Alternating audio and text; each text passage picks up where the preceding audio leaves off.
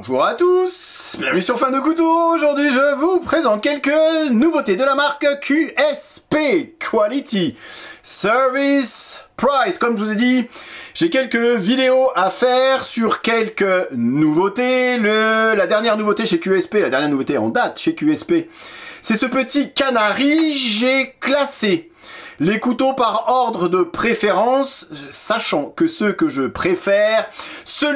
préfère, c'est le tout nouveau Canari Folder, la version pliante de la lame fixe, le Canari que je vous avais déjà présenté sur la chaîne. Les deux du dessus, c'est le modèle Grebe. Toujours des noms d'oiseaux chez QSP, le Grebe est un oiseau aquatique. Ici, le modèle Pingouin, vous connaissez le Penguin, je vous ai déjà présenté le modèle Penguin en version Framelock. Ici, il s'agit d'un slip joint, une lame qui ne se bloque pas. Ils ont changé, modifié, disons, quelque peu la forme de la lame. Ils y ont rajouté ce gros finger choil totalement inutile. Et cette petite gouttière qui sert d'onglet pour ouvrir la lame, je vous montre ça dans 2 petites secondes. Ici, le modèle Parrot V2, couteau hyper accessible, qui coûte vraiment pas cher, c'est d'ailleurs le moins cher des couteaux que vous pouvez voir aujourd'hui sur la table. Et en dessous, c'est de ces deux-là, le rose et le G10 Jade G10 Natural G10, le Canari Folder. C'est vraiment parmi tous ces couteaux, c'est mon petit coup de cœur. Ce couteau est génial et il coche toutes les cases d'un bon EDC, d'un très bon couteau de poche. Alors je vais passer très vite sur ce modèle Grebe, puisque comme vous l'avez vu précédemment, c'est pas le modèle que je préfère parmi toutes ces nouveautés. Je m'attarderai bien plus sur le Canari Folder, qui est pour moi un super petit couteau de poche. Néanmoins, il existe, je vous le présente. Alors pourquoi pas forcément fan de ce modèle Grebe? Vous allez me dire, mais t'avais dit que t'aimais bien le Kestrel, que je vous ai ramené juste en dessous, et finalement il ressemble le Grebe comme 2 gouttes d'eau au modèle Kestrel. Alors oui, il se ressemble énormément à 2-3 détails près, et c'est justement ces détails qui font que je préfère largement ce modèle Kestrel. Premier détail, ce n'est pas un détail, première chose qui change, c'est loin d'être un détail, c'est le système de blocage de lame. Ici on se retrouve avec un button lock sur le modèle Grebe. Alors button lock qui dépasse beaucoup, je trouve, voire beaucoup trop sur ce modèle-ci en particulier, puisque vous voyez, quand on coupe avec son couteau, on a souvent le pouce sur le côté de la plaquette, et ici du coup on a vraiment un accès peut-être un petit peu trop facilement à ce button lock, et on peut par inadvertance, si on fait pas attention, vous voyez, désengager la lame, ce qui peut s'avérer être dangereux. Donc à la limite je préfère peut-être le modèle Kestrel avec ce petit liner lock, beaucoup moins de risque de désengager la lame. Après, sur le modèle un petit peu plus haut de gamme du Grebe, puisque c'est également une des particularités de cette marque QSP, c'est de nous proposer le même couteau, le même design, avec différents types d'acier, différentes matières au niveau du manche, et donc du coup ça fait bien évidemment varier les tarifs. Ici modèle entrée de gamme, ici modèle un petit peu plus haut de gamme, avec de l'acier S35VN, et vous l'aurez remarqué, cette forme de lame tantôt, qui donne du style au couteau, mais qui s'avère quand même au quotidien, reconnaissons-le, totalement inutile. Alors si c'est pour aller vous battre avec des méchants, pourquoi pas, mais on se sert plus d'un couteau de poche pour aller couper du carton et couper du scotch, et je vous montre ça avec le modèle Canari, que pour aller tuer des méchants, ou pour aller se défendre face à des méchants. Donc c'est vrai que voilà, c'est joli, ça a du style, mais à l'utilisation, je préfère largement ces formes de lame. Et vous remarquerez également qu'entre la forme de lame du Kestrel et cette forme de lame du Grebe, honnêtement, on est sensiblement sur la même forme de lame. Ici, peut-être un petit peu plus bowie, ça remonte un petit peu plus sur le modèle Grebe, mais on retrouve toujours quillon et flipper, bretelles, ceinture, même si ici, ils ont fait l'effort de, vous voyez, de reculer un petit peu les thumb studs le plus proche du manche. Et puis, autre différence qui fait que je préfère, et qui peut justifier que je préfère ce modèle Kestrel, c'est qu'on est sur un manche beaucoup plus arrondi sur ce modèle Kestrel que sur le modèle Grebe, qui est un manche beaucoup plus carré, beaucoup plus anguleux, un petit peu plus gros également, donc qui va prendre un petit peu plus de place dans la poche également. Bon, maintenant ça se joue à pas grand chose. Disons que si vous avez déjà le Kestrel, ça sert peut-être à rien d'avoir le modèle Grebe. Après, si vous êtes un fan des button lock, je ne peux que vous conseiller ce modèle. Vous avez en plus sur le modèle Grebe, la nouveauté, un clip qui est réversible, donc gaucher et droitier, et vous avez en plus cette petite plaque ici qui cache l'horrible trou que laisse le clip poche lorsque vous le changez de sens. Pas de clip réversible sur le modèle Kestrel, c'est une autre différence qu'il y a entre ces deux couteaux. Après, honnêtement, à l'utilisation, on ne verra que très peu de différence. 14C28N sur ce modèle entrée de gamme, S35VN sur le modèle un petit peu plus haut de gamme. Sur ce modèle entrée de gamme, on est juste en dessous des 70 €. Et encore une fois, Quality Service Price avec QSP, on en a véritablement pour son argent. Autre nouveauté, le Penguin Slip Joint à cran, force et lame qui ne se bloque pas. Ici, le pingouin classique, c'est sans doute d'ailleurs le modèle le plus populaire chez QSP, c'est sans doute le modèle qui les a rendus si populaires aujourd'hui. D'ailleurs, ils déclinent ce modèle pingouin en énormément de versions différentes, de saveurs, d'acier, de manches, donc finalement à tous les tarifs. Également, c'est un excellent couteau avec ce tranchant droit, cette forme de lame un peu tantôt à l'envers, cette forme de lame Wandcliffe, vous voyez, quand on dit tantôt à l'envers, le tantôt c'est dans ce sens, ici ils l'ont mis dans l'autre sens. Excellent couteau de poche, ce modèle pingouin, et donc finalement c'est pas bête de la part de QSP de prendre le modèle le plus populaire et de nous le décliner aujourd'hui en cran forcé. Encore faut-il aimer l'écran forcé.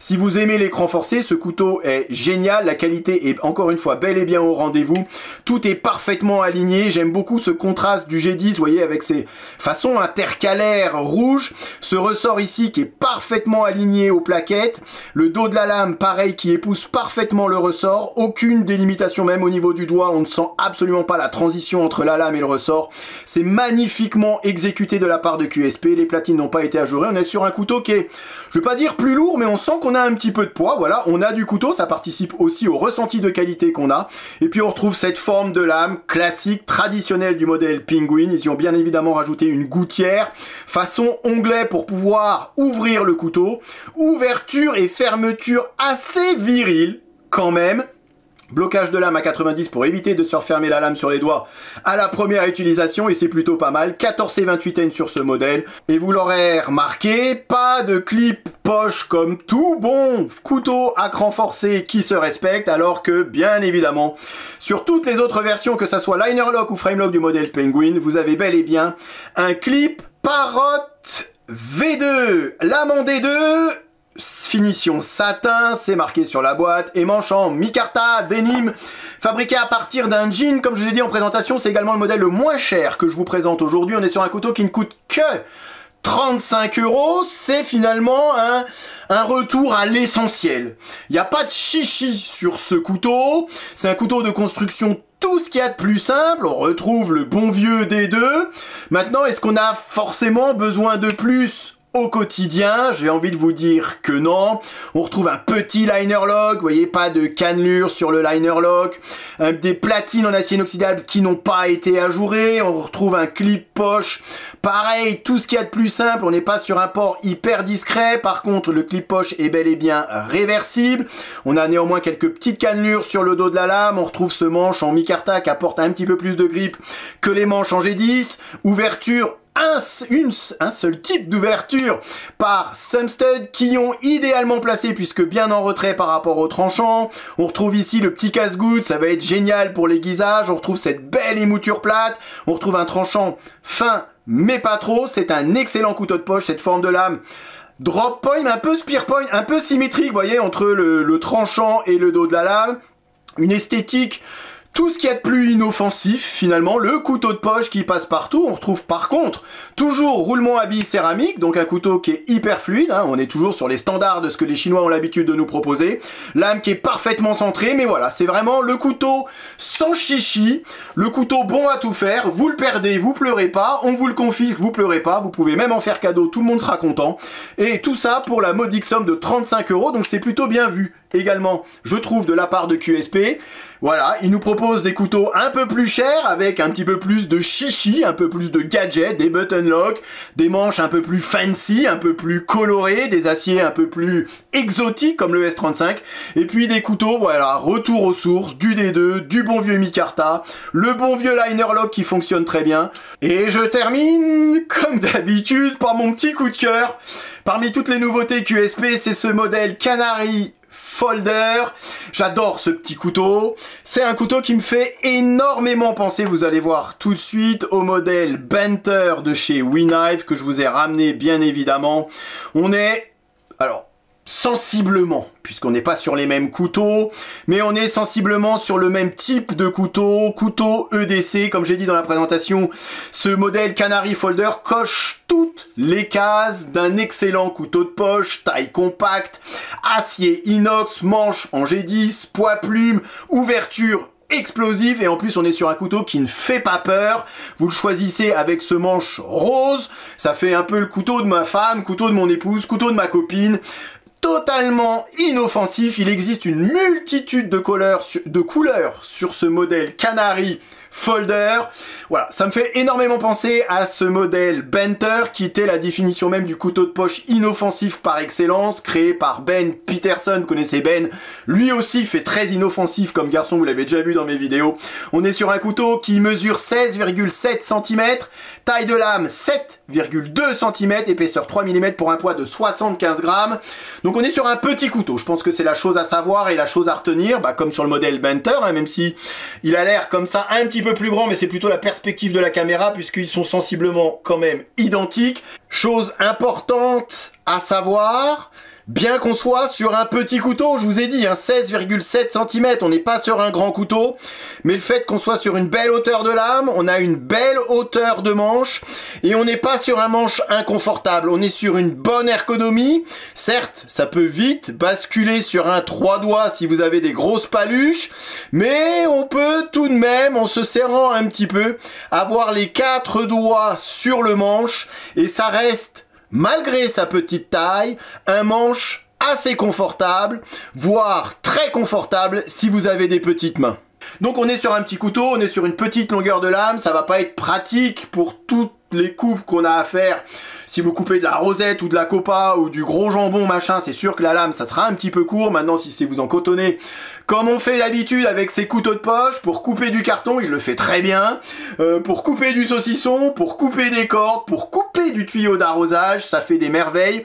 On est sur une hauteur de lame, vous voyez, qui me rappelle également un petit peu la hauteur de lame qu'on retrouvait sur le modèle Benter.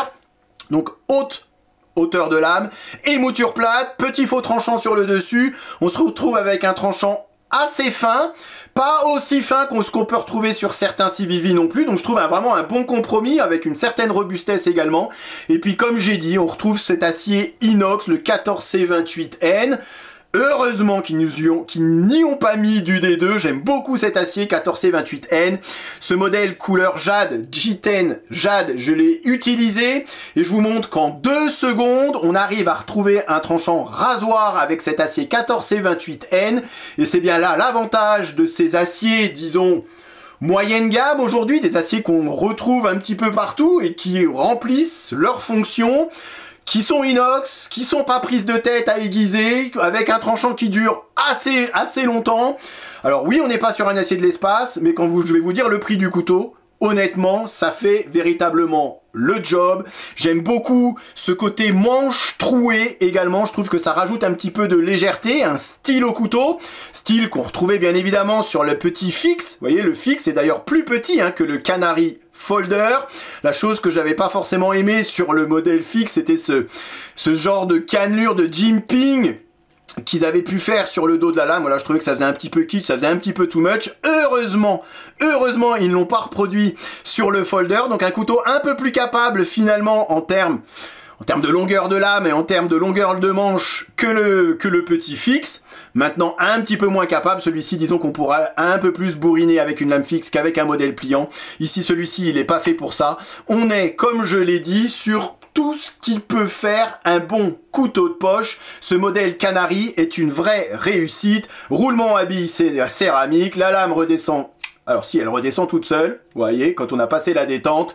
Lame parfaitement centrée, vous avez un clip poche avec un deep carry, clip réversible. Ils ont même mis cette petite plaque ici en inox, vous voyez, histoire de combler cet horrible trou. Et puis on a ce manche troué, voilà, je trouve que ça rajoute vraiment ce côté canari, un petit côté esthétique au couteau que j'aime beaucoup, une petite légèreté, un petit côté fluide, un petit côté design qui me plaît énormément. Regardez l'emplacement des quillons, bien qu'on soit et qu'on reste sur une petite lame, donc forcément c'est eux qui vont toucher en premier. Vous voyez, quand on fait sur du pâté par exemple, bah voilà, on a du pâté un petit peu partout.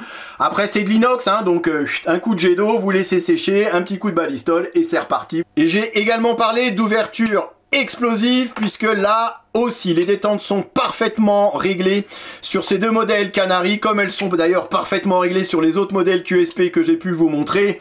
Mais regardez également l'accès au liner lock, la plaquette opposée qui a été légèrement creusée, des petites cannelures sur le liner lock, et c'est ce qui participe aussi au plaisir qu'on a de jouer avec ce modèle Canary Folder. Petite cannelure qui n'était pas présente sur le modèle Parrot V2, et donc si je n'avais qu'un conseil à vous donner, économisez 10 € de plus par rapport au Parrot V2 et prenez un modèle Canary. J'en suis certain, vous ne serez pas déçus. C'est un excellent couteau de poche. Petit couteau, certes, mais couteau quand même. Et j'allais presque oublier de vous parler du tarif, mais où ai-je la tête? Ce couteau ne coûte que 45 €. Oui, vous m'avez bien entendu, ce couteau coche toutes les cases d'un excellent couteau de poche et il coche également la case du tarif à 45 €. Voilà, je pense avoir fait le tour de toutes les nouveautés QSP. Excusez-moi si j'étais peut-être un petit peu rapide sur certains modèles qui vous intéressent, mais qui, moi, en tout cas, m'intéressent peut-être un petit peu moins que ce modèle Canary. Je vous laisse encore une fois toutes les infos du site dans la barre de description, le site QSP, lien non affilié comme d'habitude. Vraiment, QSP, il y en a véritablement pour tous les goûts et pour toutes les bourses. Merci à vous d'avoir regardé cette vidéo. Et bien évidemment, je vous dis à très bientôt sur Fan de Couteau. Salut. Présentation, comparaison avec d'autres modèles et test de coupe en fin de vidéo comme d'habitude. Ok, allez, voyons voir ce que ça donne. Rasoir. Encore une fois, les goûts et les couleurs. C'est simple et efficace. Je suis faible, j'achète. Il n'y en aura pas pour tout le monde.